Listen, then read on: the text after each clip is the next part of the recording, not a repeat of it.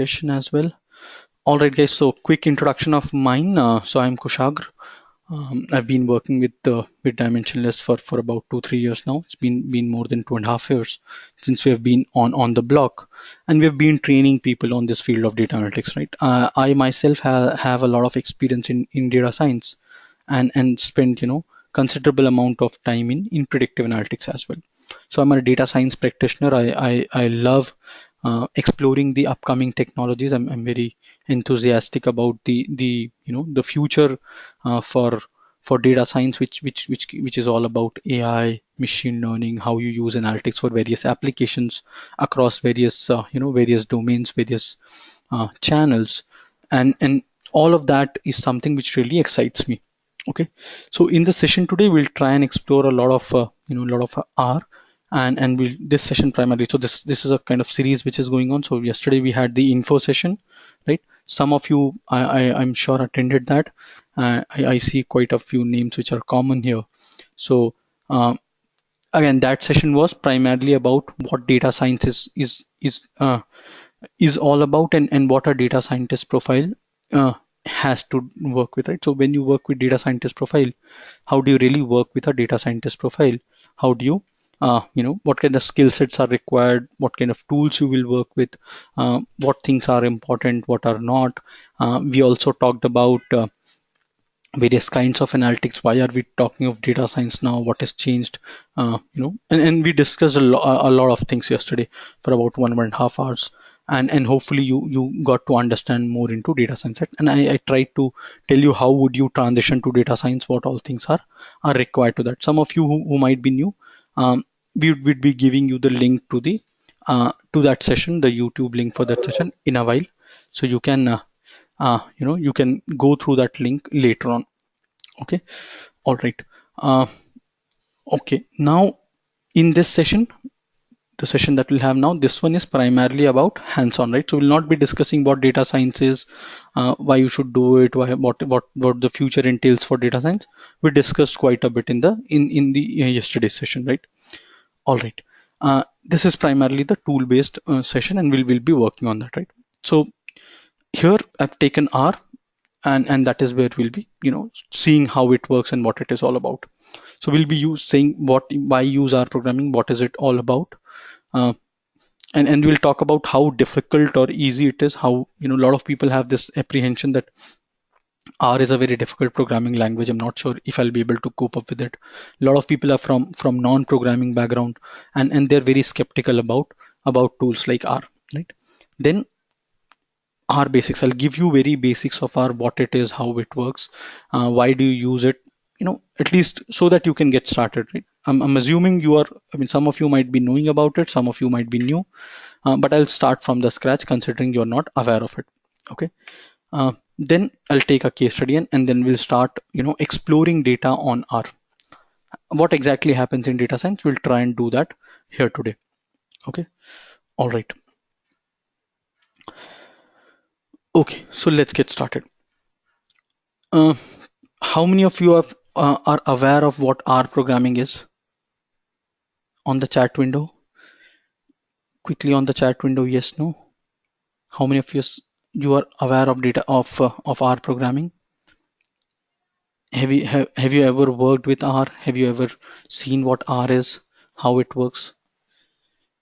Okay, fair enough. Okay, others, I see many people saying yes as well, many of them saying no as well. Okay, all right. Okay, great. So I've got a lot of answers here. A lot of people are saying they've worked with it, and a lot of people are still saying they're still pretty new to R. They've never seen R. Okay, fair enough. So we have a mix of both kinds of people. So those who are aware of it, just bear with me for some time when I'm explaining things to the others. Okay. Okay. All right. Now, why are you using R for programming language, and when did R come up, right? So R is not something which is pretty new, right? R has been there for quite a many years. So R has been an open source technology or a open source programming language for almost 20 years now, right? It came up in 1997 when it became public. Okay, when it was made open source, people could download R and start working it with it. But if you go back and check the popularity of various languages or various tools on the across the board, you would get to understand that um, you'd get to understand that R is one of the most popular tools in the world today, right? So if you take top five tools, top five programming language, R is one of them.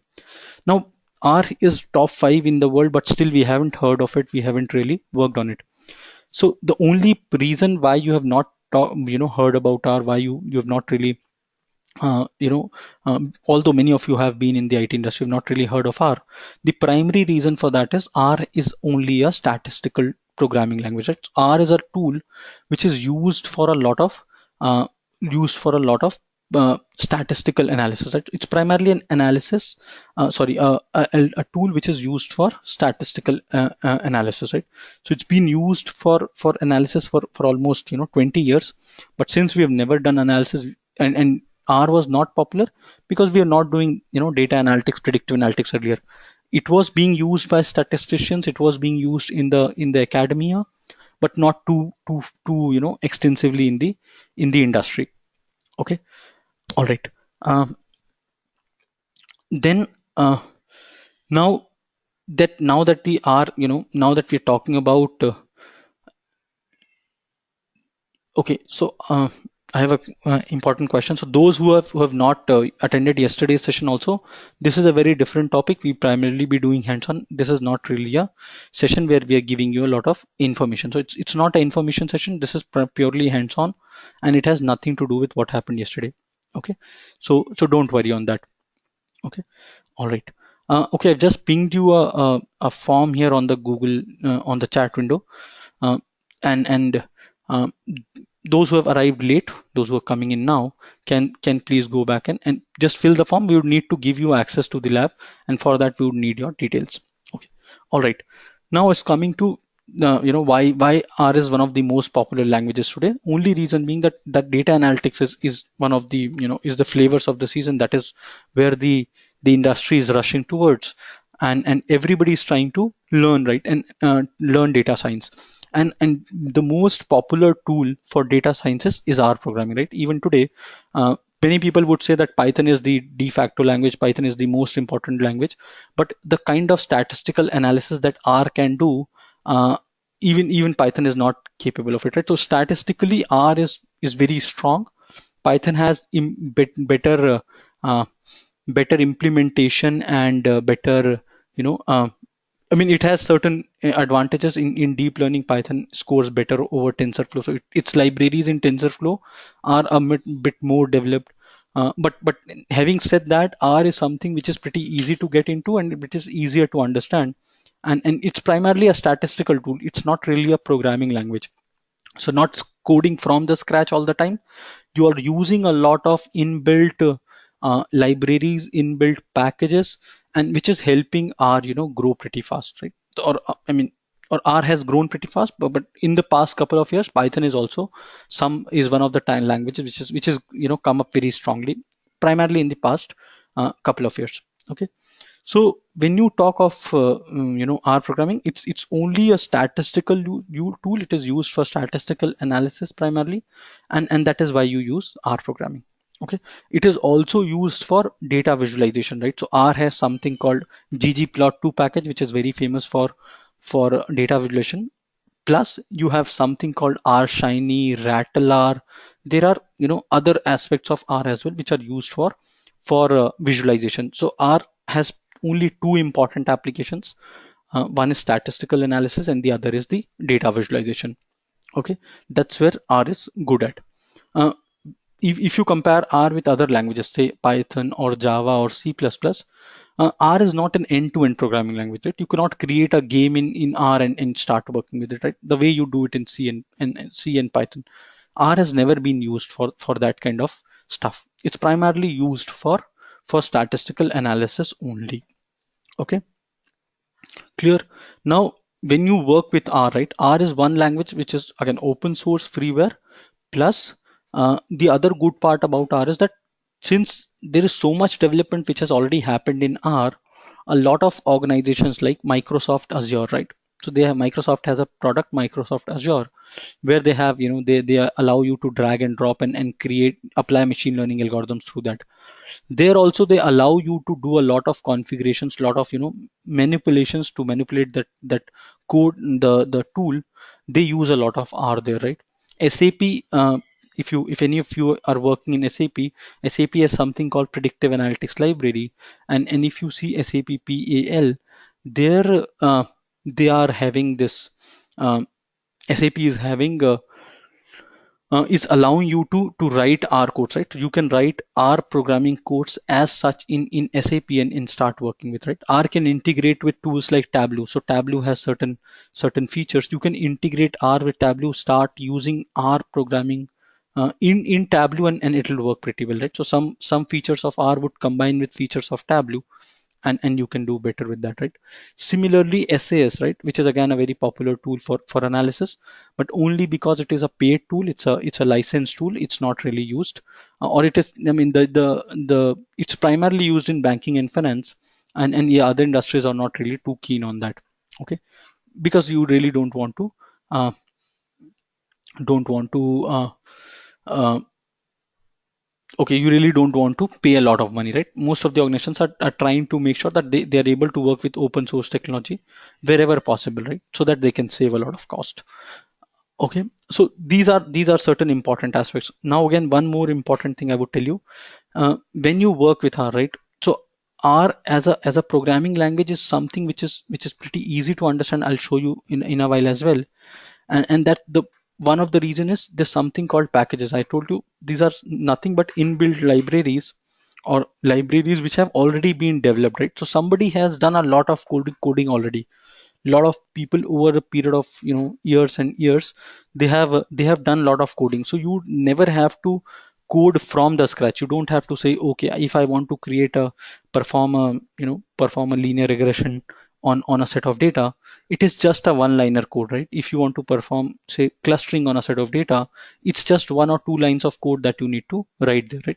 It's not that are I mean that you have to code from the scratch. Or suppose I'll give you a very simple example. You want to um, find the latitude and longitude of locations in of your street, right, where you reside. Say in a certain place, you reside in a certain street, right, certain um, uh, lane, right? Now you want the location, latitude and longitude for that, right? You might get it for an important aspect, right? I mean, you can easily get that through uh, through other tools, right? But when you have to do it with R, you don't have to code from the scratch, right? What you do, uh, you'll just you can just call a package which is a ggmap, right? So all the Google Map functions are easily integrated with R just by using that package ggmap, right? And when you call ggmap, there's a code called geocode.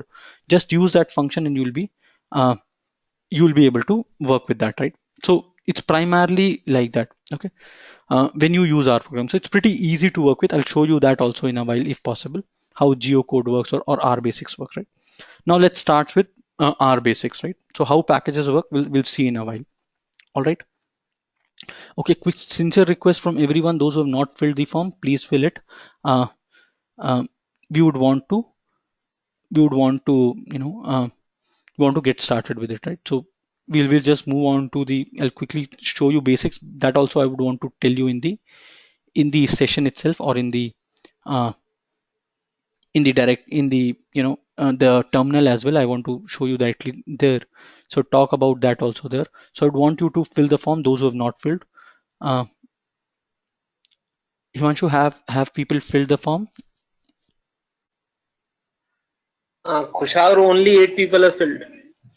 Guys who have not filled the form, please fill the form once again. I've given you the link quickly.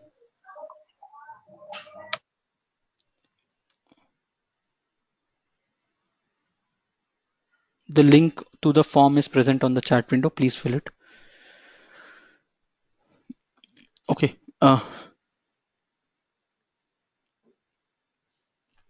All right.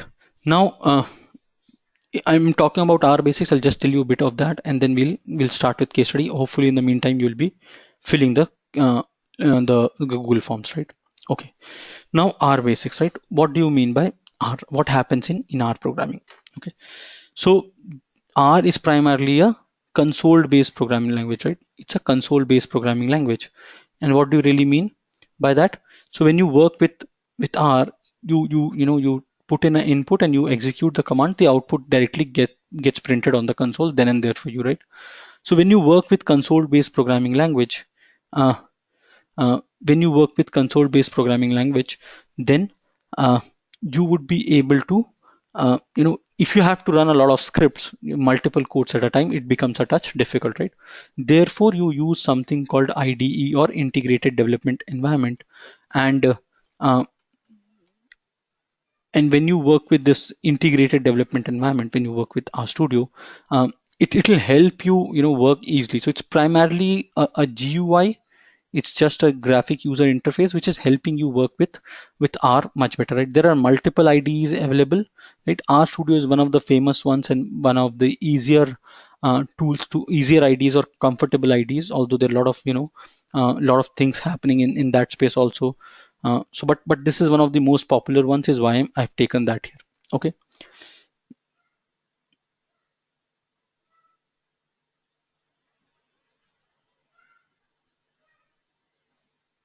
okay.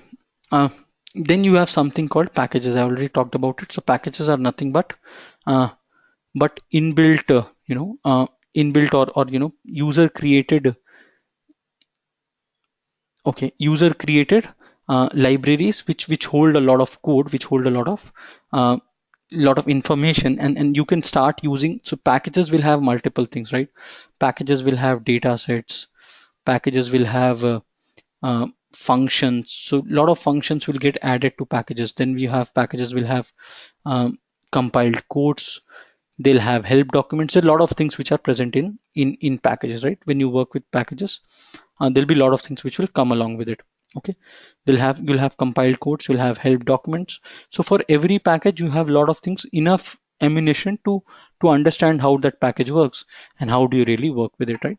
So all those things are present. Primarily, it is the functions which is adding a lot of value to the overall functionality in R. You can just import a package, install a package, and start working with that. Okay, all right. Now, various data types in R, right? What are the various data types present in R? So R supports different data types, which is data types are nothing but various kinds of data which is allowed in R, which you can use, right? So it allows you numeric data, logical or Boolean data, right? You can consider this to be a Boolean as well. Uh, then you have integer data, you have character data, you have date, you have time, you have factor. A lot of it is there, right? All that is there are various data types which are present in R. So numeric and integer is pretty similar. Numeric is when you work with all the data. If you have to make it integer, you just make it L, right? So 8 is your numeric and 8L is your integer. Okay, if you have to put anything as character, you put that in double quotes. That becomes character, right? Anything under double quotes is character value. Logical will take only true or false. These are the two values which is possible. R is a case sensitive language, right? R is a case sensitive language, uh, like Python. So when you work with R, if you say uh, capital T RUE, this means something else, and this means something else, right? In terms of Boolean, R recognizes this, R does not recognize this. Okay, it will say I don't understand what this object is. It will just consider it as a fresh object. This is a defined word, that okay, this is true, this is false, capital T or capital F, right? All of that is defined. All right. Similarly, you have a lot of data structures. Everybody understands what data structures are. Data structures are primarily a set of uh, you know data structures are primarily data, placeholders for data, right? So how do you actually store data? So that is what it is. So you have various kinds: vectors, factor, matrix, list, data frames, and arrays. We'll be seeing vectors and a bit of data frame today. Okay, so vectors are primarily one-dimensional array, right? One-dimensional array, and this is two-dimensional array. Only difference is this is homogeneous, which means a vector cannot have multiple data types. So you can have only a numeric vector, or you will have a character vector or a logical vector. Whereas data frames can have multiple data types. You can have numeric, character, logical, all that in a single data frame, right? That's allowed. Okay. All right. Let's see a bit of this on the tool as well, right? Just give me one sec.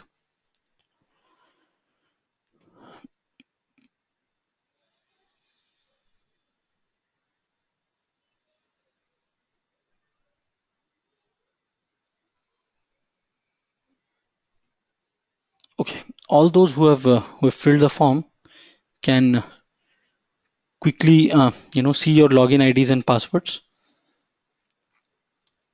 These will be your login IDs and passwords, right? Those who have not filled the form, you'll have to use your own R if you're trying to use it.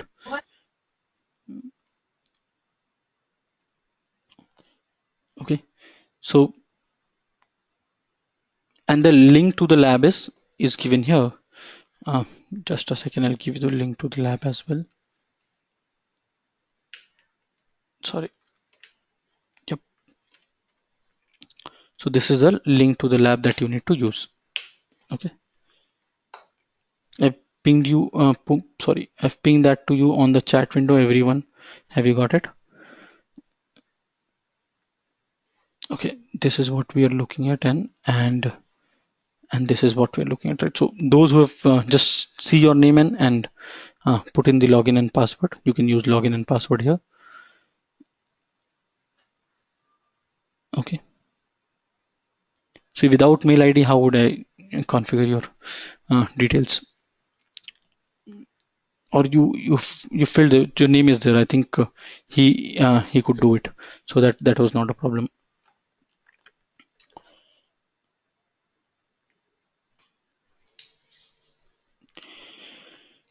If you want, you can put in your mail ID, Minik. That will be helpful.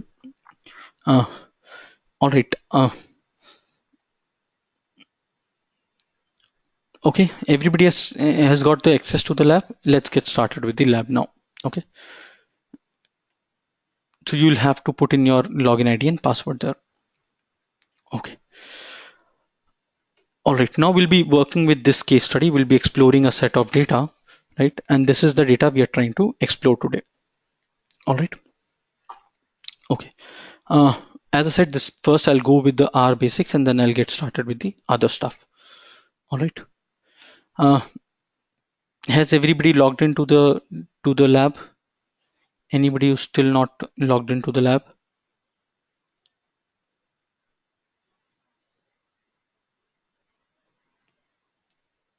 Quickly log in. Those who are trying to log in.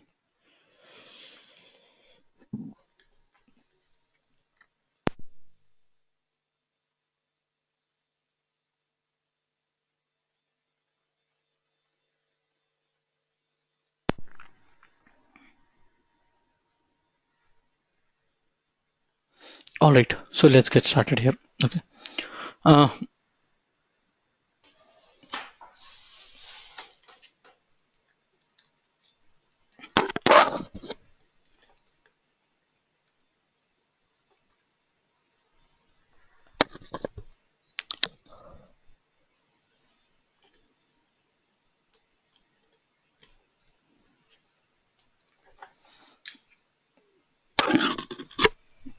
so put in your mail ID.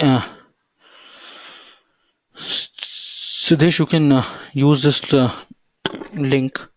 Just fill in the form. The form was present here. Uh, okay. Himanshu, can you help him with the form link? Yes, Kushal. Yep, please. Uh, all right, let's get started here. So how do you work with R, right? So this is how the console looks like, and there are multiple things here, right? Let me just explain to you what it is. So don't get intimidated by this. It's pretty simple, right?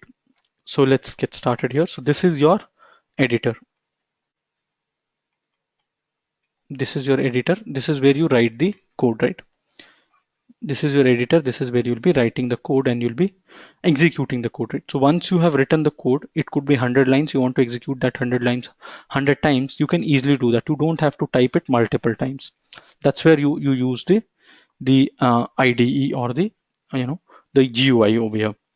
So this is your editor. This is where you'll be writing the scripts. Once you've written the script, you want to execute it. You can either use the run command, which is present here, or you can use control plus enter. Okay. When you say control plus enter, you will be able to run a set of code and the code gets executed on the console, right? Now, when you're working with R Studio, so this is an lab, so we have already things in place. But if you're trying to install R and working with that, make sure that your R is installed before your R Studio, okay? Because this console is nothing but the R.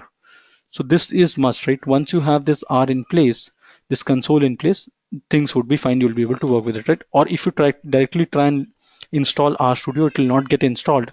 It will ask you to install R first. Okay, that will happen. So make sure if you're doing it on your machines, you do it in that way. All right. Now once you execute a set of code here, the code gets executed here, right? The execution of the code will happen here, and you'll be seeing the output. Okay. All right, now this is your global environment. Okay, what does it mean? What is global environment? So in global environment, any object that you create, right, the objects that will be created, you can see the objects in the global environment. Say for example, you create a variable uh, x, right? Just show you one simple example. I'm creating a variable x which takes a value of 10. Okay, now I'm running this code. See, the moment I ran this code, I use control plus enter there. Uh, the code got executed on the console. If you see here, the code got executed on the console, and the object X was created on the global environment, right?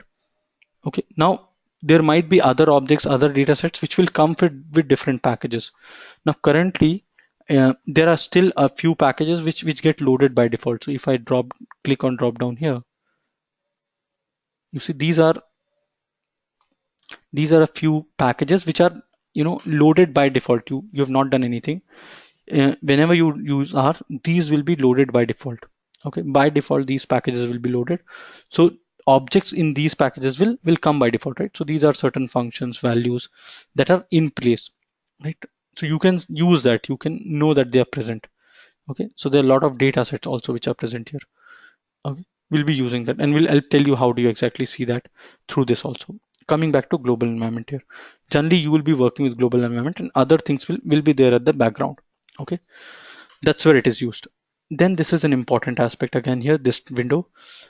Here files is where you'll have your default directory. That's called your working directory as well.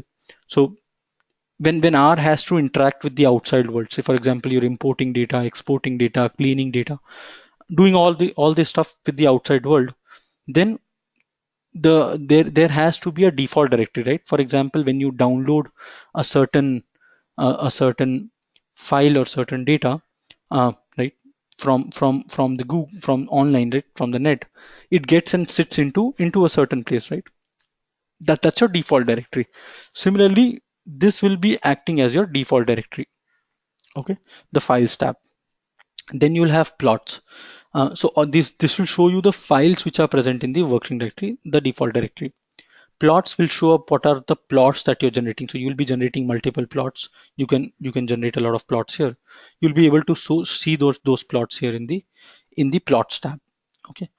Then you have this packages which I was talking about, right? I told you this is the backbone of R. This is where the functionality of R comes from. So you'll be able to see what all packages are already present, installing a package, loading a package. There are various aspects to it. I'll give you a very quick overview of that as well. Then you have this help window. R again gives you a lot of options to see help, right? For example, if you want to see help on any given function, R will allow you to do that, right? You can simply put in the function name. Say I want to find, very simple, I'm taking mean function. I want to find help on mean function. Once I click on this, it tells me how mean function is used, what is the syntax, what are the different arguments which the function takes, so on and so forth. so on and so forth, right? Okay, and that is how you work with this. Okay, all right. Then you have a viewer here, right? So you don't have to worry about it for now. Let's leave it. So that's not very important for now. But these things are I've explained here. Okay. All right. Now I was talking about various interfaces, various data types which R supports. Right. I told you R supports integer data, character data, numeric data, Boolean data. Right. So I can have all of that. I'll just show you one simple example. And uh, and let's say M is a Boolean data, and we make it as true, right? So I'm saying M is true, right? If you see here, this value is color coded, right? So if I write true like this, it will not really come up. It is giving me this help that okay, use this true, that is what it will be. If you use the other one, if I try and run this, you see it says object true not found, right? So it's a case sensitive thing. It will not really take this true. Rather, if I put this in string, now it will consider this as a string value. It will consider it the value, not exactly the value, as in it is considered as a character value, and then it does not have to worry about this. So you see M has a value true here. Okay, but this true is different from the other true, which is your N. If I take N here and I take true, so this is a logical value. Okay, so if you see N has come up here in the global environment, which has the value true. Okay, those who are new to this can keep doing it parallelly with me. Wherever you have issues, just let me know. So various data types are allowed here. Okay, logical, character, numeric. Now we have taken only one data type at a time. Now I'll just explain what I've done here. So this is called assignment operator, right? The greater than and minus sign that you see seems like an arrow here, right? This and this, which is seeming like an arrow. So this is a assignment operator. You could use it like this also, but the value has to be on the tail and the variable name on the head. Okay, you can use it like this. You can also use equal to. You can say x equals to 10. It will again do the same thing, but the only problem is uh, that's not in the best practices, right? So you would not that's not really the best practice to use equal to here. Okay, all right. So you have x and you're using assignment operators and saying I want to put in a value 10 in this variable x, which is what we have done. Okay, so on and so forth, right? I'm not sure if all of you are able to see the same thing. If not, go to file. If you are able to see only 1, 2, 3 window, go to file, see new file, and open a R script. Okay, if you don't see the top window, I'm not sure if you're able to, because when you open it first time, many times that's not there. So if it is not there, you can go to file, new window, and R script. This window would open up for you. Okay, all right. uh, Now coming back to this. All right, now this is where you have x, m, and n. You could have written that here also, right? It's not that you cannot write. So if I say um, p is equals to 20, so here I just put enter and I've got the value, but here I'm able to execute only one line at a time. Or if I have to write certain data, I'll be able to write it once, and then next time if I have to write it, I have to write it all over again. So that is where the problem lies, right? So you would want to use GUI or the script editor. All right. Okay, now this was when you wanted to put only one value in a variable. If you wanted to put multiple values, then you use a function called combine function. Okay, combine or C function.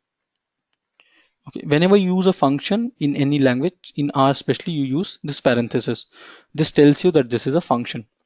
Okay, and if I want to comment this line, I'll be using hash here, right? Hash means I need to comment this line. I'm commenting this line. That line will not be executed. Okay. Suppose I want to take a variable a and I want to put in values, set three values there, 20, 40, and say 50. Okay, so I'll put all of that here. Since I've put that using C, it'll be fine, right? If I put it directly, now see it considers only 20, pose that it is not understanding what it is, right? So it will not say, it'll say, why are you giving me comma over here, right? That's the error it says. But if you use C function or the combine function, you're primarily trying to combine all the data in one single entity, right? So that's your A now. right? So it tells you A is a numeric vector with three values, which are 20, 40, and 50. Are you good till this point? Any questions, confusions? Anyone?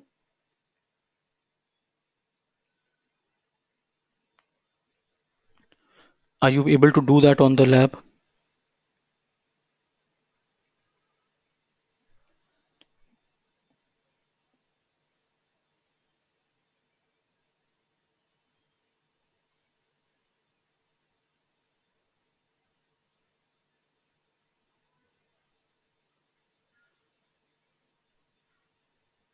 Okay, I think we are good. Fair enough. So let's move on, right? Now, you understand, right? How do you combine a vector, right?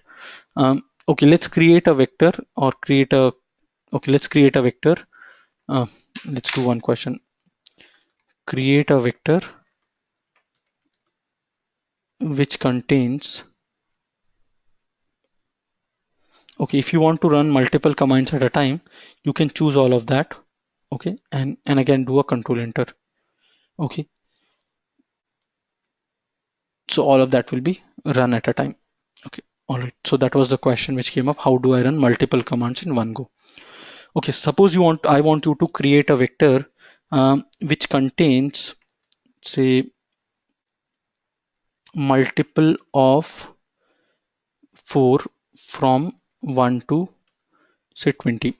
So from 1 to 20, okay, now it will be a little tricky, right? Uh, okay, which contains, say,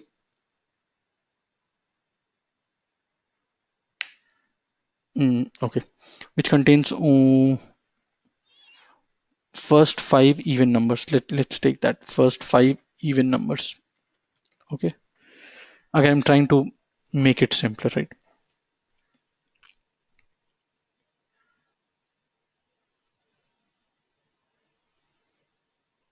Quickly, can you try that at your end now? Take a couple of minutes, try this question.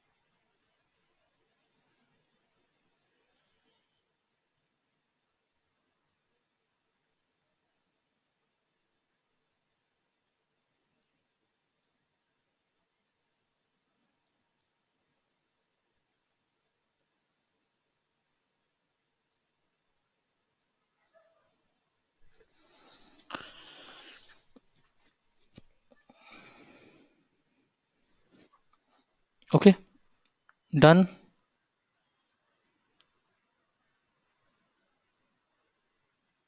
So don't worry on the global environment window. Uh, um, just start with creating this vector. Just see what I've written here. If you have understood how do you create a vector, try creating a vector. Okay. Okay.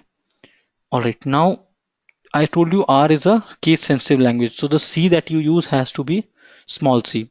You cannot use capital C there. Okay.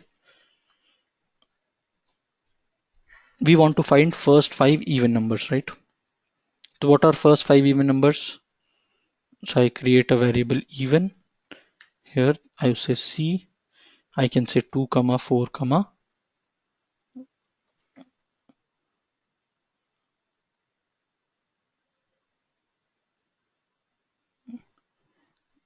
For what, Rashmi? I didn't get you.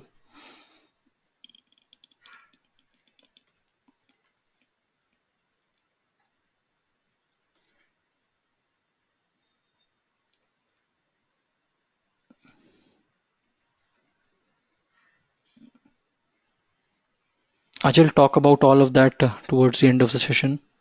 Let's first focus on learning what we're trying to learn.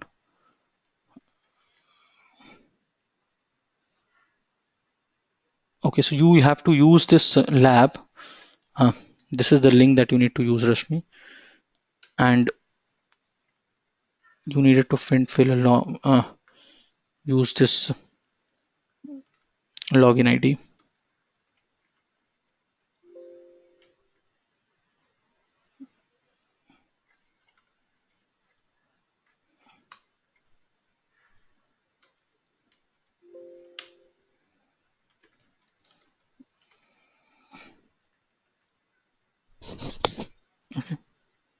This has the password as well. Okay, now you could have done it this way. This was a pretty simple way of creating a vectors for first five vectors, right? You could have made it complex as well, right? I could have done it a little in a complex way. Now here, there, it could have been any number, right? So how do I do that? If I have to find any number, so when you work with R, again, R is easy to work with. When you work with R, it is pretty easy to work with R. So you can do all kind of arithmetic operations. You can directly do them. So for example, if I want to create a variable even, so I want to take first 10 numbers, right? And I want to take only even numbers. Okay, so even numbers, say 1 2, I'll take only 100 numbers, right? And I want to save it in this variable, say a, for now. Okay, and if I want to take continuous numbers from 1 to 100, I can take it using this colon sign, right? Again, I'm not able to give you everything in a certain time frame, so just bear with me on that. So this is what will now, if you do a and percent 2, this will give you the remainder. Okay, this will give you the remainder, right? Now this is what it is, right? Okay, so it is telling you there's a remainder 1, there's a remainder 0. Okay, I could have taken first 10 numbers.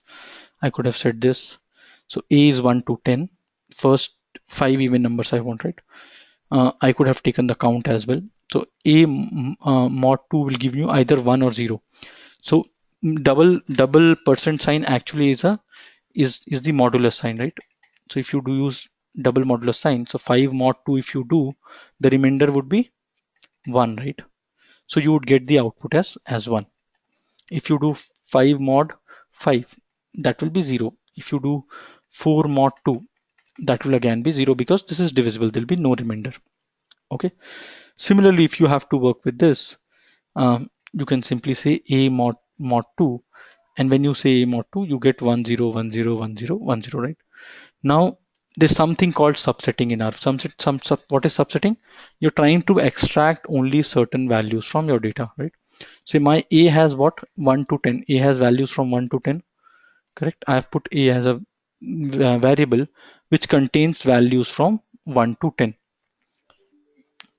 Okay, all right. Now when you use a 1 to 10 and you want to do a mod 2, you'll get the remainder for all the values where the modulus is 1, right? So if I say a and I want to subset, suppose I'm looking for second position value. Okay, that is 2. Okay, if I had taken, since this is the position number and the value is same, that is why I will not really feel a lot of difference. But if you take, say, a4, now what is the value at fourth position? That is 4. That is what you'll be getting. If you want to take multiple values out of that, you can say a c of, say, 2 comma 5. Just taking an example here. So that will give you both the values. That will be giving both the values to you, and you can work with that value. You can save it in some other variable as well.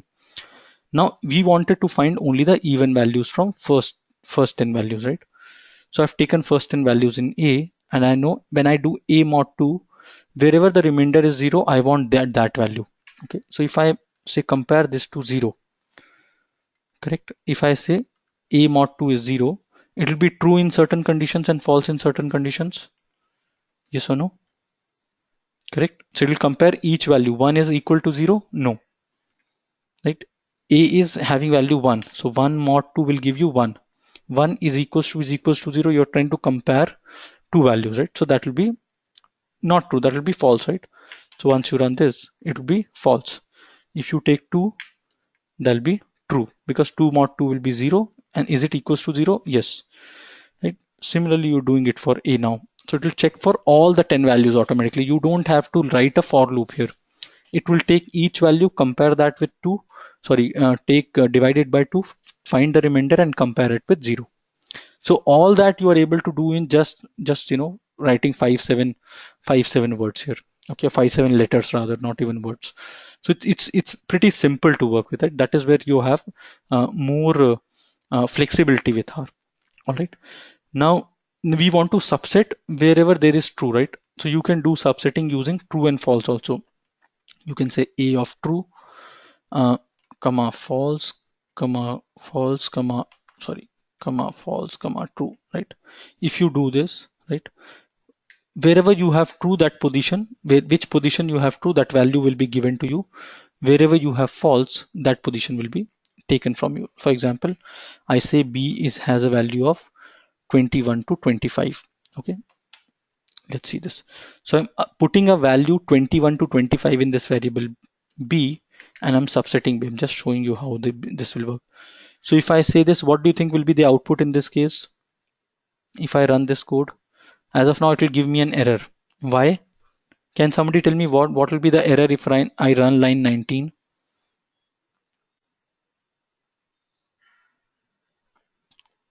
If I run line 19, can you tell me what kind of error should I get? If you have understood uh, till whatever I've done. Which bracket, Siddesh?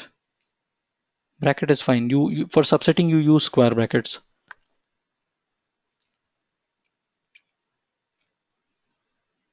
Yes. Anyone?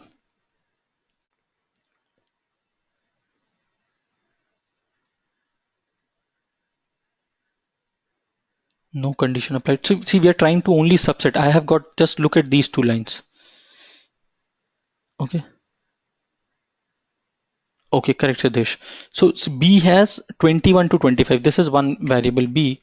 If I print B has values from 21 to 25. Now I'm interested in taking out only two values, 21 and 25 out of this.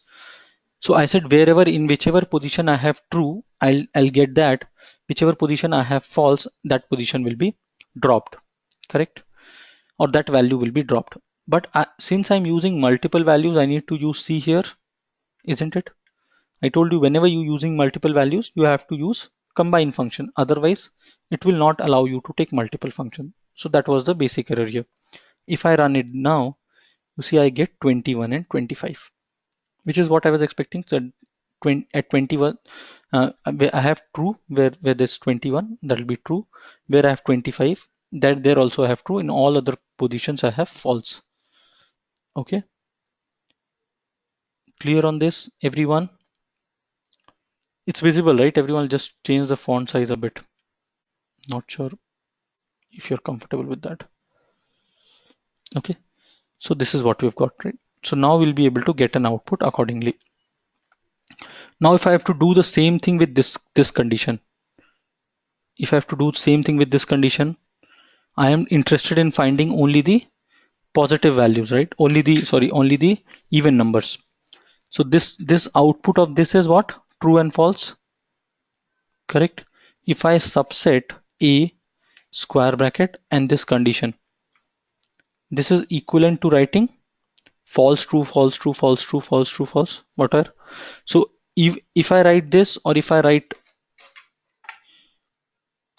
this C of F comma T comma F so on, right? F comma T comma F comma T comma so on, right? I can do that, or I can write this condition, which is means the same thing.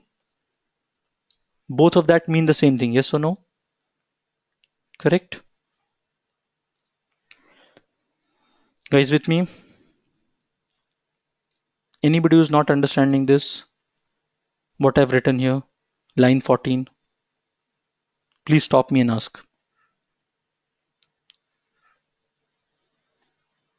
Okay, seems like we got it.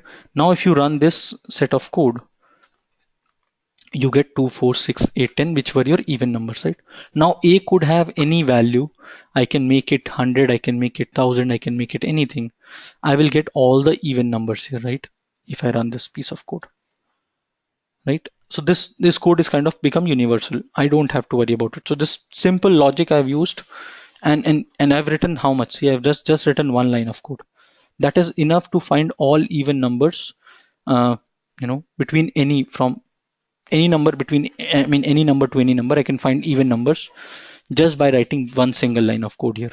Okay, so R is pretty easy to understand, pretty simple to work with. Only thing is, you need to be a little careful when you get started.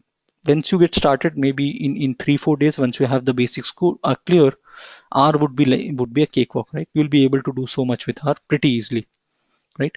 And with very less amount of coding. Okay, all right. Uh, okay, I was telling you about packages also, right? Let me just give you a quick brief on the packages also. So I'm opening another script here. Okay, this was a bit about vectors. Now I was telling you if you have to find the latitude and longitude of your street, how do you find it? So how difficult or easy it is on R, let me just show it to you. Okay, so say you have tools, you have this something called install packages. Excuse me. Say install packages, right? You want to install from CRAN, from repository. Uh, so CRAN is nothing but a central repository. It's the full form is Comprehensive R Archive Network, and this helps you uh, figure out or download packages. So somebody has created packages, and this is the custodian of R. So all the developments which happen, they keep getting placed into repository, and anybody can download it from there. So I'm using this package ggmap. Okay, I need to download this package. So when you work with package, there are two things. One is downloading the package into your system, right? One is downloading the package. So when you do that, the package will be taken from the internet, brought into your system. Okay, but you still cannot use it. Okay, when you have to use a certain application, it's more like when you use a certain application, how it works. um, I've put it. So now this package is getting installed, which means it is downloading certain data from the internet, and this would come up. Okay, all right. So it's downloading a lot of stuff there. Now there is something called, once you have downloaded the package, you still have to work with a lot of things. So there's so much. Okay, I think I should not have. Okay, others please don't try it, otherwise we'll be in a mess. So it's taking a lot of time. It's downloading a lot of things here, right? Okay, now it has downloaded the entire package. Now it's more like an application, right? You have an application in your system which you have installed. When you want to use that application, what do? You double click on that application, right? So that you get started. Similar happens with package. You need to, from your RAM, from your ROM, right? From your hard disk, you need to put it onto RAM. So you use something called library command.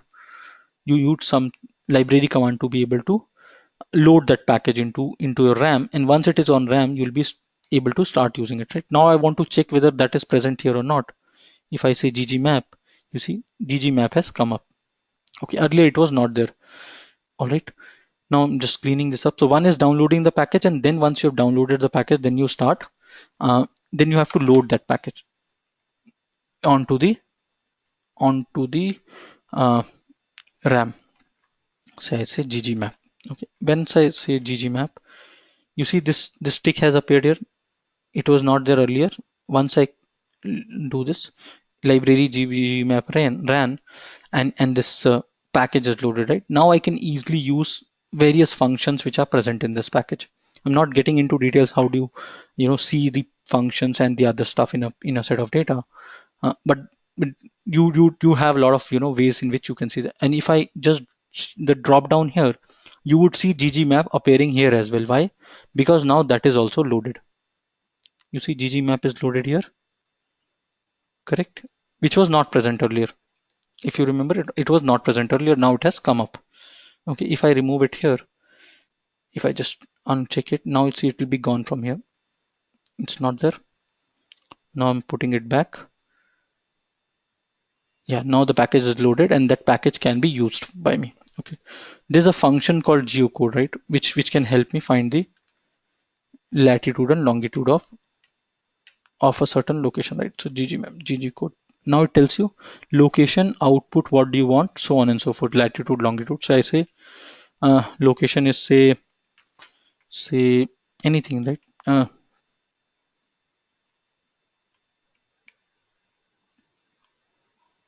Okay, I'm just taking simple example here.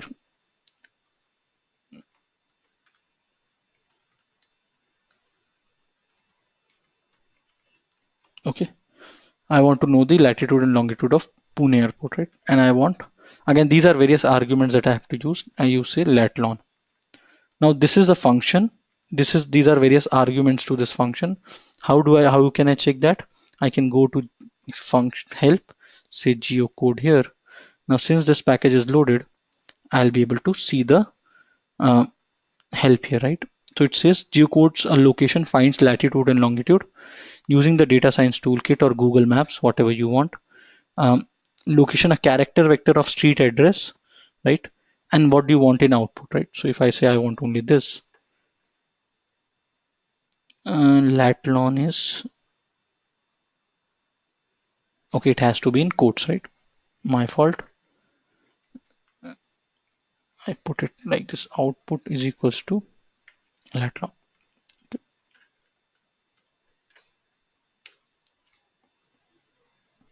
So it has fetched me the longitude and latitude of this place, right? Pretty simple. I really did not have to do much. Just a simple function I wrote, a function rather. I didn't even write a function. I used a function, right? So when you work with R is pretty simple to work with, right? What I'm trying to explain it to you here is when you work with R, it's not something which is rocket science. You'll easily be able to work with R. Only thing is the more you use it, the better you get with it. So you need to, when you start using R, it will be pretty simple to use. Okay. All right. Now, this is how you work with package. I wanted to show you package as well, and then simultaneously, I wanted to give you a flavor of how this works. All right. Now, there are various other, data structures. Let's import a set of data here, and we'll work with that data, right? So I want to import this data into my sorry uh, into my R. So this data which is present in this link, and I want to use that data, right? Again, I'm opening up another file for so that I'm able to work with that independently, and I want to import this data, right? So that data, if I just open up that data here uh, on the tab here, okay. So this data has been downloaded, and this is what we have, right? So this is the data. This data tells me about various food items and various kind of nutritional content in that food item. Okay, so there are a lot of new food items here. If you look at this, calories, protein, saturated sugar, and for every food item, what amount of calorie, protein, total fats, suppose you want to understand what are the foods you should eat, right? You are becoming diet conscious, you are becoming health conscious, and you want to figure out what foods contain a very high amount of protein, and you want to maybe take only those foods, but you don't want fat pro, foods which have high protein but high fat also, so you want to avoid that. So all that simple analysis you can do. Again, I'm doing simple analysis because I'm not going into machine learning right away. I'm not trying to predict a value here. I'm trying to explain you how you work with her, how easy or difficult it is. Okay. So if we have to import this data, it's pretty simple again. And if you look at this data here, yeah. So if you look at this data, it has some character values, some numeric values, some decimal values as well, integer values as well. So it has mixture of multiple types of data, right? It's not a numeric data or integer data or character data. You have a mixture of that, and generally when you work with real-time data, it would be a tabular data more often than not, and that tabular data would also be in the form of a multi-dimension, it will be a heterogeneous data, which means you'll have multiple data types in your data set. Okay.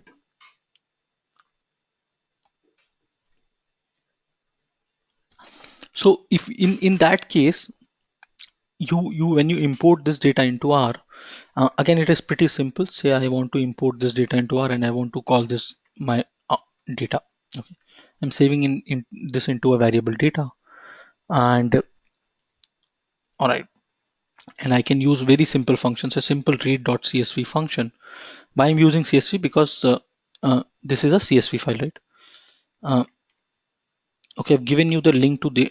Okay, sorry, I've given you the link, the data link to everyone. You can also download and work with that, right? I'm okay with it. So you can take this data read.csv function. Now we'll be working with this data, right? Let's try and import this data into R. Sorry, yeah, and you can just put in the link for the data set. Okay, so when you do that,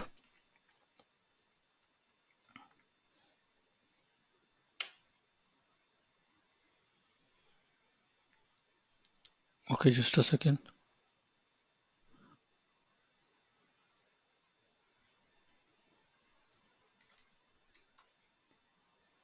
Mhm.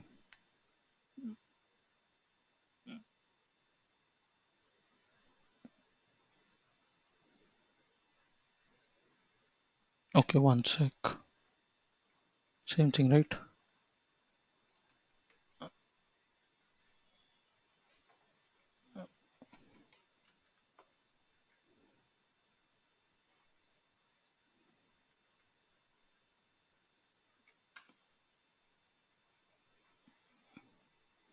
I need to put this in quotes. Yes, that's correct.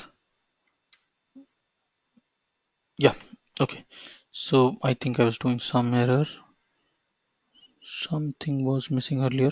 Okay, no problems. Let it be. Okay, I need to clear the console as well, right? So let me tell you. So there's a lot of junk which has come up here. I'll just clear the console and show it to you. So you use Control plus L to clear the console. Now what I've really done here, I've just taken this link to the file, okay, and this link I'm trying to import this data into R using this function read.csv.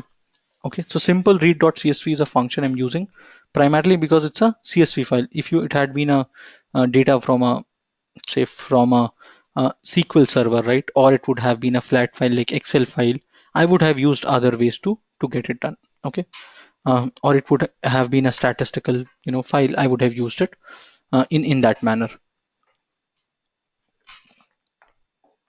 Okay, so this is your data. Right? Now you see this data has come up here. If you look at the data here, I've named it data. Let me name it something else. Uh, food. Let me call it food info. Okay. Let me just call it food info. Uh, all right. Now if you see here, this food info is present here, right? I can clean all of that, clean the entire data and run it once again. Now I have food info present here. Okay. Now when I work with this data, okay, just clicked on food info. So I'll be able to see the entire data in a tabular format here, right? I can see this entire data, right? And if I want to do some kind of manipulation in this data, again, I have an option of function called fix. When I say fix food info, if I run this, see what will happen. Uh, okay, it says unable to start data editor. Uh, Open display primarily because we're using we're using this cloud-based one is why it is not allowing that to work. Uh, but generally, if you go to help and use fix function here, it allows you to, but you can just check fix an object. You can open the data in an editor format, and once you're able to open that in an editor format, you'll be able to easily work with that, right? So my R Studio is not really opened here. I could have shown you there also, right? And what is the arguments that it take? If you look at this, the name of an object, uh, right, as a name or a character string. So both ways it will take.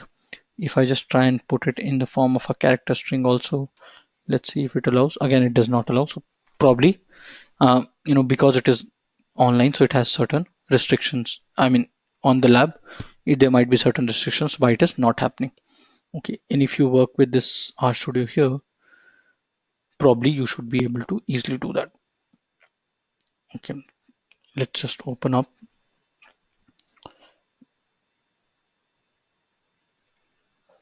Okay, Now you have imported this file, right? Now we'll do a bit of analysis of this file. We'll try and understand what kind of data we have, right? Now, if you want to know what data structure this data contains, right? What kind of structure it is, so you can use the structure function, which is str of food info. Okay, so when you say str of food info, it will right. So if I just say fix of empty cars, you see it opens up this window, correct? Now I can edit the values here, right? And it allows me to do that. Not really sure why it did not allow that to happen, but okay, we'll have to check it. Mostly there must be some kind of restrictions in there. If I use empty cars here, see again, so there are some restrictions which are present here, which we'll have to see. Maybe some kind of, but that's present as a package. That package is loaded. That is why we are able to see that. Right? Generally, you can use fix function to edit the data. Okay. All right. Now this you have structure function, which will help you understand the structure of your data, right? So you want to know what kind of data it is, what kind of, uh, you know, what kind of information does it contain, how is it stored in my R. So I can use str function, and once I do that, uh, once I use this, it tells me this is a data frame, right? So I told you data frame is a uh,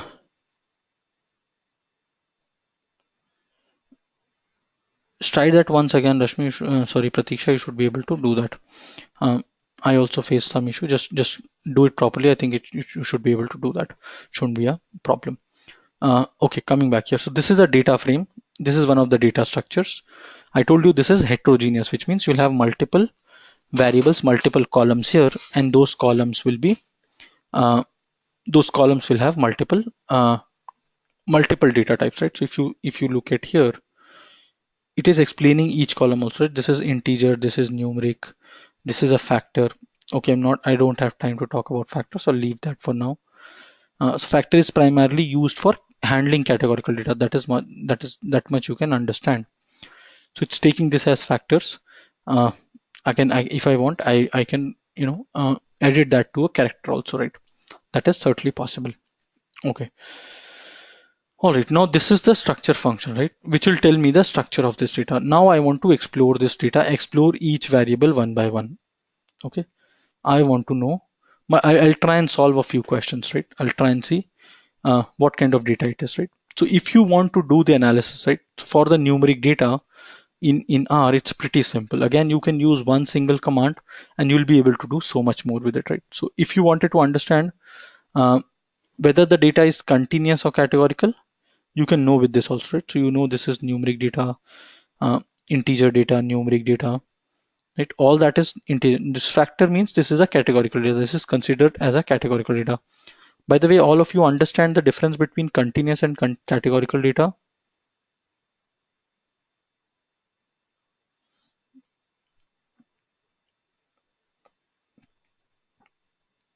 Anybody who does not understand what is continuous, what is categorical data? So data is of various types, right? When you talk of continuous data is numeric data which can be represented in the form of a time series, which is continuous, right? Okay, all right. This is numeric data. Then you have um, categorical data. So categorical data will take only certain fixed values. Okay, so for example, your gender, say name of a place, right? Name of a sport, which is a fixed value, right? You cannot come up with a new name there. So when you talk of categorical data, it's certain fixed values that a variable will take. Okay, that's your uh, categorical data. So your, say, speed, right? Speed is either small, low, medium, fast, right? You have fixed values. If you consider that as categorical, right? Or you want to say number of gears in your car, so it can be 1, 2, 3, 4, 5, right? Or maybe 6, right? Is this numeric or continuous? Number of gears in your car, is this categorical or continuous data? Can you ping me on the chat window? Is it categorical or continuous data, everyone?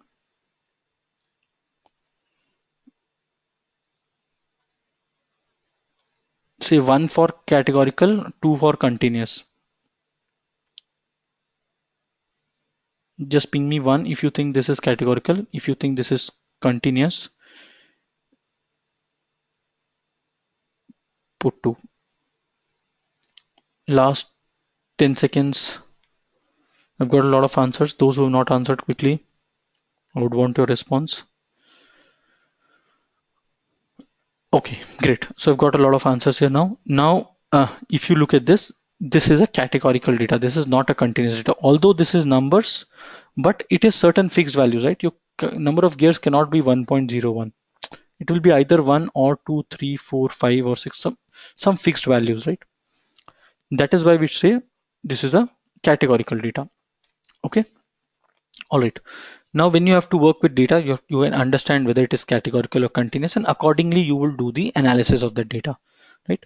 Okay. So let's take this data first, and I want to understand. I want to understand the entire data, right? So I can do a simple summary of this data, right? It's a summary of food info. Okay. Now, if I run this, you see I've got a certain output here. Now, just by writing one single command, one single function, you see what all I've got. I've got this. This is considered as factor. That is why I've got it like this. Then you have calories, minimum, median, first quartile, mean, third quartile, maximum, and number of NAs is missing values, right? If you have value which is missing, that is put in as an NA here. Protein, total fat. For everyone, you've got the simple, exploration of the data has happened. You've got certain um, analysis has happened, certain descriptive analysis of the data has happened, and uh, you've been given a lot of information on that, right?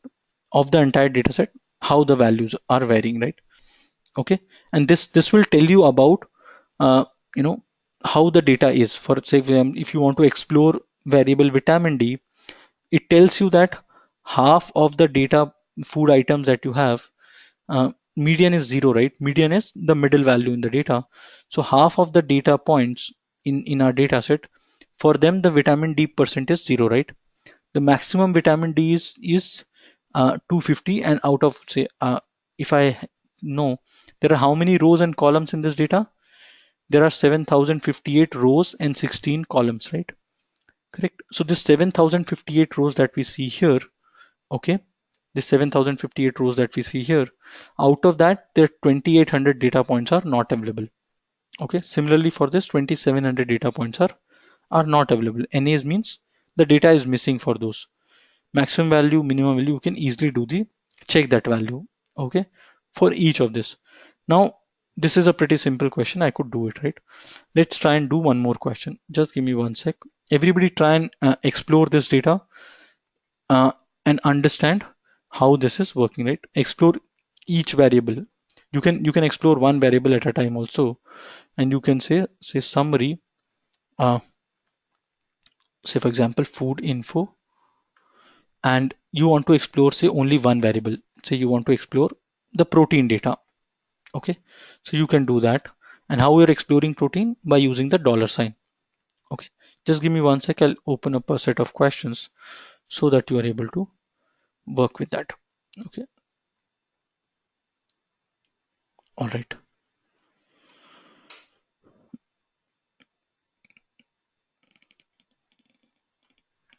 Okay, great. So this is my summary for only protein, right? Now I can understand about protein data, what data it contains, how the data is. Uh, uh, so you just explored one variable, right? Let's take and solve a few more questions, and you'll get more understanding of this, right? So I saw the structure of this data, right? I saved it in food info. I imported the data. Simple importing was pretty simple. You understood the structure. You saw the summary of each variable. You explored. Okay, I'm sorry, my screen is taken away. Now you can see my screen, right? Sorry about that. Yeah. Now we have seen the summary out, right? Now we want to understand about the sodium content, right? If you just explore sodium data, let's explore only sodium data here, and we'll go a little deeper into that. Okay. Now if you see here, this is the sodium data, right? So your minimum value is 0. So there are certain food items which do not contain sodium. First quartile is 37, means um, first 25% of the values by when you score or 25% of the data points, which is about 7,000 out of 7,000, uh, around 1,700 data points, right? 1,750 to be precise. 1,750 data points are such which have the sodium value less than 37.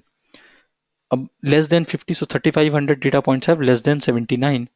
The average value across the board is 322, right? So although 50% of data points are pretty less than 79, if I try and draw a plot here, you would see that there are a lot of outliers in this data, lot of extreme values, because of which the average is shooting towards the right. If you see, the average is far away from the mean on the right, correct? The average is on the right hand side, right? And we can explore a bit more on this if I just show you a simple uh, plot of, say I'm trying to draw a histogram here, and I'll just show you this on the plot window. And if I just make it large here, you see you have most of the data points which are lying here, but you have data here also, right? Because of which there's a this graph is not really symmetrical. This is a skewed graph. Okay, we can talk about that later on. I think we can. So, but this is how you, again, you don't see much here, right? You feel that there's not enough information that you're able to draw from this, right? So you see most of the data points are here, very few data points here, but you still have data here, right? Which is why it is going up to this point. And how do we know that? Because we know the maximum value is here. Okay. Again, I can decide on to, the range. I can say, okay, don't go beyond a certain value, take certain fixed, intervals.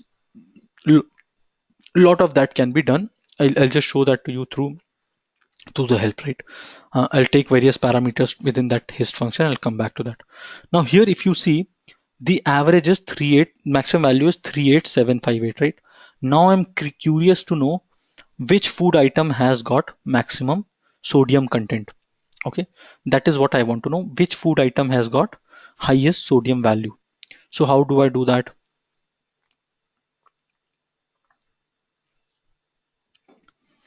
Okay, I need to figure out the food item which has maximum sodium content here.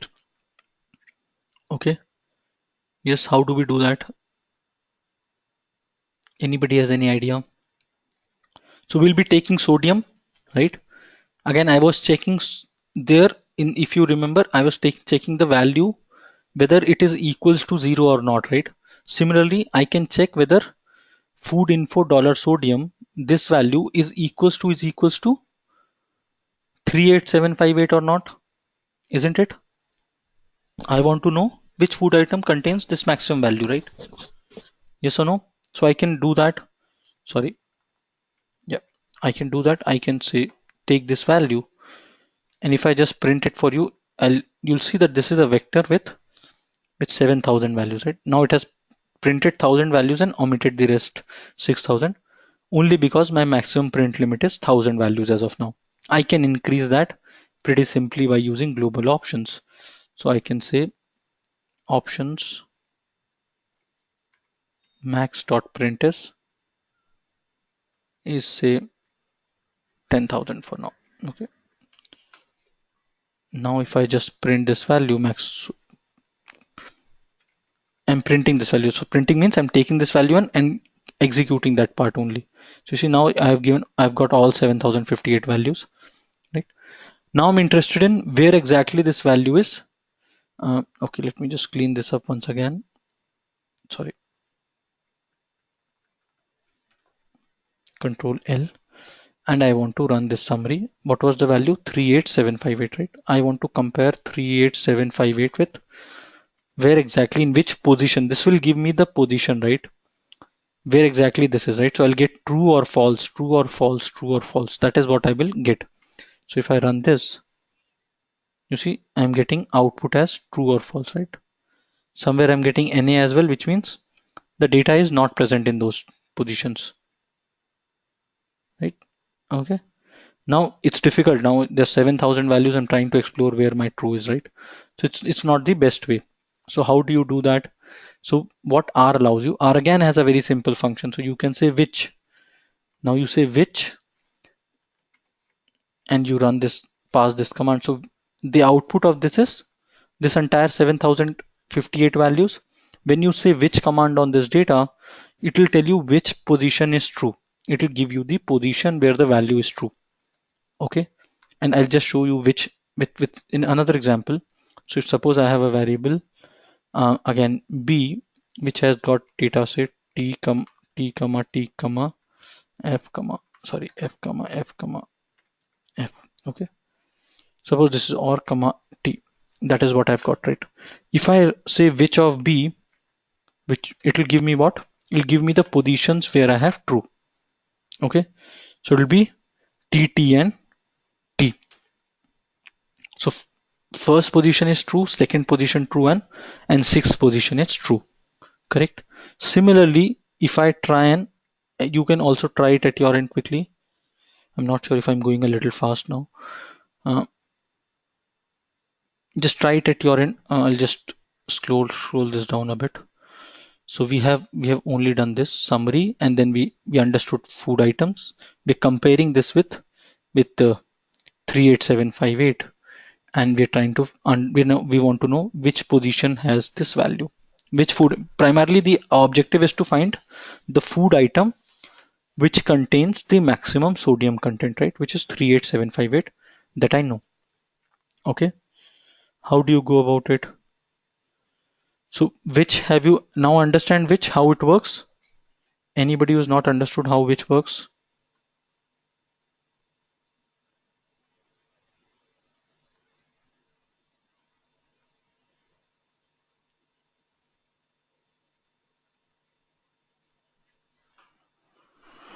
Okay. All right. So now I'm trying to do the same thing. I'm trying to figure out which position has this value, right? So if I run this, it tells me that the 265th position has that uh, has got maximum sodium content, right? Now I want to know which is the food item in that position. So again, I can know that.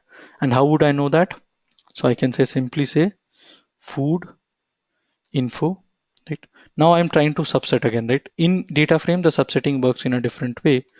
So you need to put in the row number as well as column number, because this is a two-dimensional data, right? This is a two-dimensional data. You to be able to access this value, you have to tell, okay, this row number and that column number. Correct? Fair enough. Now we are interested in subsetting this data. So here, if I don't put anything, right, it will take, there's a comma which separates row and column number. So if I say 1 comma 5, so first row fifth column is what I'll get. If I don't put anything, I will get the entire first row. If you look at this, the output here, it is the entire first row. Okay, that is what I've got here. Clear? Now if I have to, I'm interested in which row? I'm interested in either 265th row, which I can put it directly here, or if I put directly here, it tells me, see, if you look at the sodium content here, that is 38758, which we figured out that was the row which contains maximum sodium. Now instead of writing 265, now I'm putting the entire row, right? I'm looking for the entire row here. So okay, this is the food item that I'm considered. So I know this is table salt which contains maximum sodium. Okay. If I wanted to say only get second column, right? That is because that is where my description is present. I would have got table salt that as the output. Okay.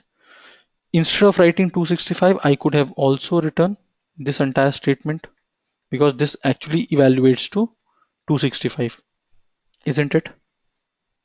Correct. So even if I run this line 14 now, I still get table salt. So what we have done, we said in food info sodium, compare where it is 38758, you will get a lot of output which is true or false. Figure out where exactly you have true. It might have been three values, right? Still you have got all the three values. And then you give me all those three rows or that particular row which contains this value. Clear? Anybody who's not following here, who has a question? Anybody has a question here? No. Pratiksha, Rashmi, Shidhesh, Shiva, are you people able to follow through? There are a lot of people, I'm not taking everybody's name. So whatever I can see in my chat window right away, I'm talking about that. Great. Okay, fair enough. Now you're easily able to explore the entire data, right? Similarly, I told you you can draw a histogram, right? Or there are now we wanted to know if which food items contain more than 10,000 milligrams of sodium. Consider I wanted to know which food items contain more than 10,000 milligrams of sodium. Can you do that question quickly?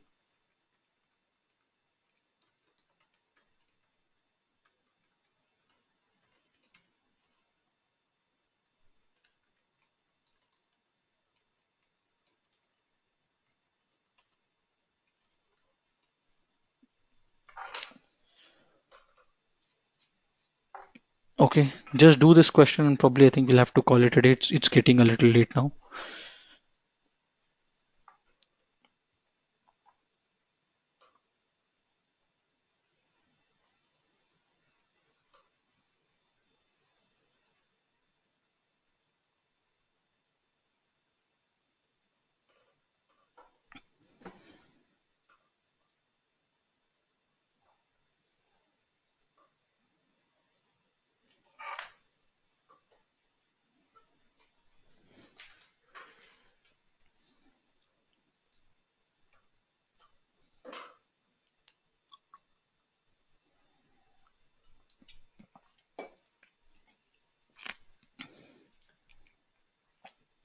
Okay, ping me the code. Those who have done, just ping me the code.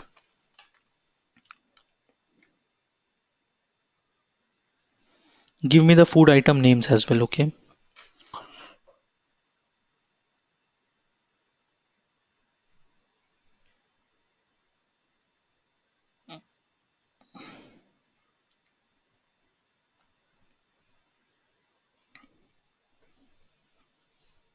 How many food items you have? I would want the count also later on. First, give me the code that you have written. Then give me the count of that many food items. How many food items have more than 10,000 uh, mg of sorry, it's milligram of sodium. Okay, wonderful, great. Seems like most of you are able to answer this. Vinay, Vijay, Shiva, Ajay, lot of people in there, right? Uh, Ping me your answers if you have done. Take a couple of minutes. Those who have not done, you can easily take a couple of minutes. I'm okay with that.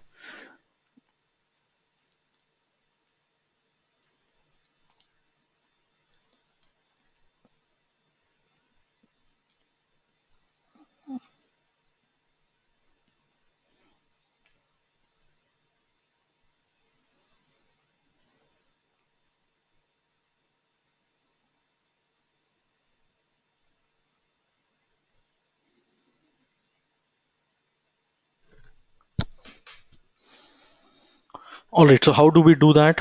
So in my case, I have food in info. Okay. I want to take sodium content again. That is what I'm interested in. Right. I want to find whether it is greater than 10,000 milligrams or not. I'll get true or false, right? Again, I can use which function to know which all positions have greater than 10,000. And again, I can subset that pretty simply with food info. Right? And I can say, give me all columns here. Okay. Now if I, okay, great Shiva. So you have got, now we want to know which of these are there. So I can, what I can do, I can simply say, I can use another function on top of it, and I can say nrow or dim of this, which will give me the dimensions of this data frame, right? So there are 10 rows and 16 columns, as I was expecting, right? If I wanted to know only the names, I could have done that as well, right? So remove that and run this. Now these are the 10 food items which contain more than 10,000 milligrams of sodium. Okay, understood to some extent how easy difficult R is. How do you work with R, right? Some amount of clarity you got. I mean, so don't be, fearful of R. Don't get, you know stuck with R. R is pretty easy to work with, pretty simple to work with. It's more of a logic based language. It's not really a, I mean, although it is a programming language, but still you using very simple English here, right? You're just using simple English here to work with R. Okay. All right. So I think I'll stop teaching at this point in time, and I'll take up any question you have pertaining to R. Okay.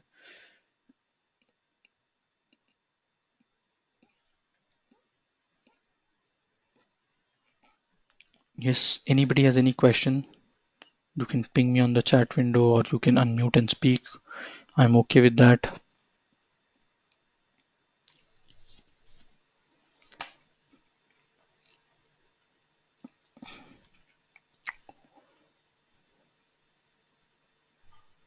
No, we're good. Somebody had asked me a question, I think, in the initial part of the session, and I asked that I'll answer that later. I'm not sure what was the question. Uh, the few questions which had come up.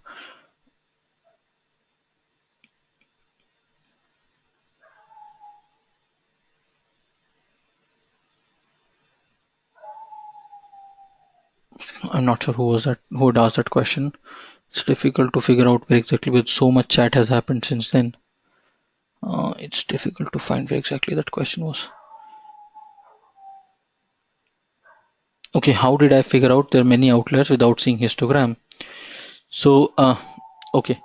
So when you do descriptive analytics, you would understand that the way your mean, median, and modes are placed, that tells you the distribution of the graph, and on the basis of that, since I knew my mean, median, mode are significantly apart from each other, I could easily guess that up. Okay, so that is how I did it.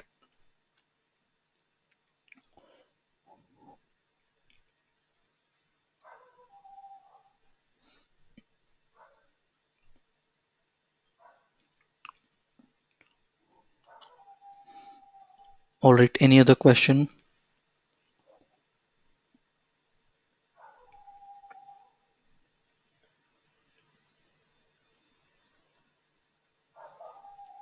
Okay, fair enough. I think we are good. We really don't have a lot of questions today.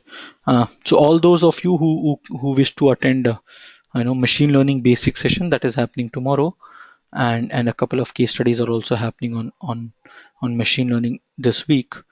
Same timings. The session link also remains same. So if you wish, you can attend that as well. Okay. Uh, so don't feel a bit, again, those who are pretty new to data science, don't get bogged down if it goes above your head for some time, although we'll try and keep it very simple. And okay, so I've got a question again. What is the fee of this course? So see, we have two things that we offer. Ajay, I can drop your mailer on that. uh, okay, so one is data science with R or Python. You can do with R or with Python, that is 30,000 rupees. And if you do data science with R and Python both, that is R and Python both, that is 35,000 rupees. Okay. Uh, okay, I have another question. When are the new batches starting up? So the two batches starting up pretty soon. One is on 23rd, and that is 10 a.m. to 2 p.m. Saturday and Sunday. Okay, that is a weekend batch. Another batch is starting on 18th, which is a weekday morning batch, 7 a.m. to 9 p.m. Okay, 7 a.m. to 9 a.m. Sorry. So 2 hours on a daily basis. This is Monday to Friday. Okay, that is starting up on 18th. Okay, all right. Uh, sure, Siddesh. We will send out the details to you. The core curriculum and the brochure and the what is that we offer. I could not talk much about what we offer in the course, uh, probably because I was refraining from that. You'll have enough information with you tomorrow. Okay.